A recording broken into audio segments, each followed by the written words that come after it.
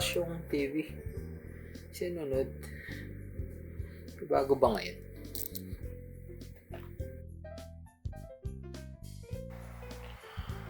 Ay, puro series. New season. Malayo na to. Nakatamad ng panoorin.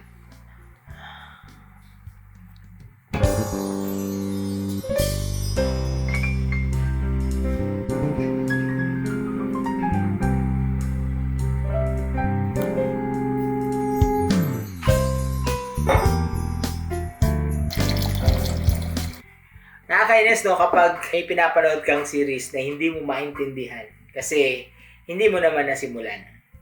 At madalas, ganun ngayon nangyayari na kung saan kapag hindi natin nasimulan, alam mo yun, nakinood lang tayo tapos bigla tayong magtatanong, bakit ba ganyan? Bakit nangyari si ganyan? O ba't namatay si ganyan? Sino ba yan? Diba? Ang dami nating tanong. At darating tayo sa point na syempre, tatama rin na kapag hindi sila sumasagot, diba? Kasi nga naman, alam mo yun, parang sila excited sila na malaman yung mga susunod na kabanata kasi naintindihan nila kung ano yung simula. And somehow, madalas ganun din tayo sa pag-unawa dun sa kapanganakan ni Jesus. Hindi na natin makita yung value ng kapanganakan niya kasi hindi natin naumpisahan bakit kailangan niyang ipanganak dito sa mundo at bakit niya ginawa yun para sa atin. Sino ba tayo, di ba? Tulad sa series, ang Bible ay series of events at syempre babalik tayo doon sa simula, which is ang unang libro, ang Genesis. Ang ibig sabihin ay simula or beginning. Sa Genesis chapter 1, makikita natin doon na lahat ay nilikha ng Diyos, langit, lupa, hayop, sa himpapawid, sa lupa, sa dagat, karoon ng araw. So lahat ng bagay ay nilikha ng Diyos sa pamamagitan ng salita. Pagdating sa verse 26 ng Genesis, ay sabi doon na tara, likhain natin ang tao ayon sa ating wangis, ayon sa ating larawan. Isa yon sa dahilan bakit napaka-espesyal ng tao sa Diyos. Sa lahat ng nilikha ng Diyos, tao lang ang binigyan niya ng privilege na likhain ayon sa wangis niya. So anong ibig sabihin nun? Merong ibinahagi ang Diyos na meron siya sa tao. At tatlong bagay yung pinakamahalaga doon. Una, intellect o kakayanan natin na mag-isip. Mag-isip kung anong iinumin natin, kung paano buksan to, at kung ano yung gusto natin. Isipin kung ano yung gusto natin mangyari sa buhay natin.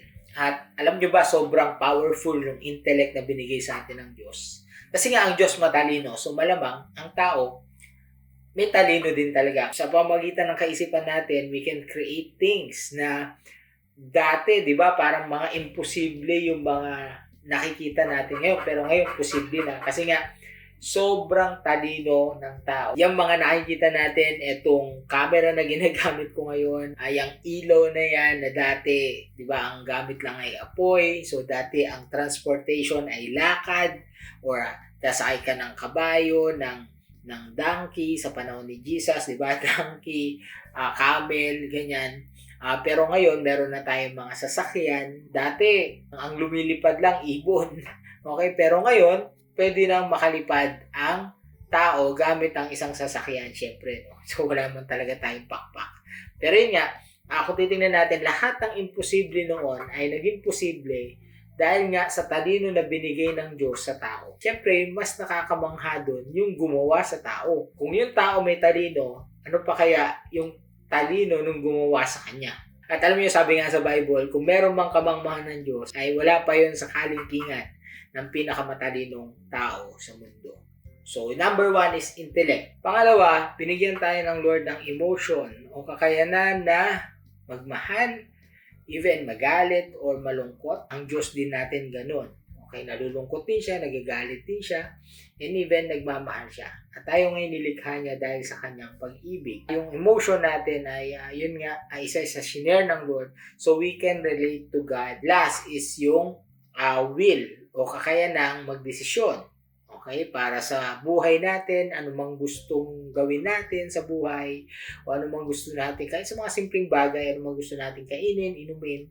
So, we can decide. Speaking of kakayanan, pangalawa, binigyan tayo ng Lord ng power. Na sa lahat ng nilikha ng Diyos, tayo ang mamamahala sa Kanyang nilikha. So, tayo pinagkatiwalaan niya kasi kaya natin dahil nilikha nga tayo sa wangis niya. So, kung siya nag-rule, kaya niya mag-oversee, kaya niya mag-manage ng creation niya. So, shinare niya yun sa atin. We can manage His creation.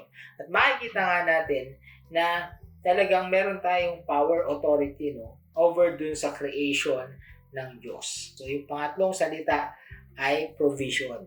So, privilege na tayo likhain sa wangis ng Diyos. Second is power. Meron tayong kakayanan na i-manage yung lahat ng nilikha ng Diyos. At pangatlo, provision. May supply tayo ng lahat ng ating pangangailangan. So, hindi natin kaya sa sarili natin. Hindi natin kaya na mabuhay kung hindi dahil sa Diyos. At anong kinalaman dito ni Jesus? Sa John chapter 1, verse 3 na walang nilikha kung hindi dahil sa Kanya. So, anong kinalaman ni Jesus sa creation? Sama siyang lumikha sa atin at sabi doon, nilikha tayo dahil sa Kanya. So, we owe everything to Jesus. Yung buhay natin, sa Kanya to. Siya yung nag-create sa atin. At sa lahat ng nilikha niya, tayo yung Kanyang masterpiece. At anuman yung nangyayari sa atin, syempre bilang siya yung creator natin, nasasaktan siya. Pero tingnan nyo na lang to. Etong privilege, power, provision na meron tayo galing sa Diyos ay nakaka-amaze kasi nga talagang nilikha niya ang lahat na nandito para sa atin. For us to enjoy at for us para i-manage. Ganon tayo kahalaga sa Diyos at doon pa lang maintindihan na natin bakit nga ba kailangan ipanganak ni Jesus. Kasi una sa lahat, siya ang lumikha sa atin. Sobrang precious ng tao sa Diyos. Kaya naman, para maintindihan natin yung kapanganakan ni Jesus, kailangan natin balikan yung ating kapanganakan kung paano tayo nilikha ng Diyos. Tao ang pinakamahalaga sa lahat ng nilikha sa mata ng Diyos. Dahil siya ang lumikha sa atin at nilikha niya tayo ayon sa kanyang wangis.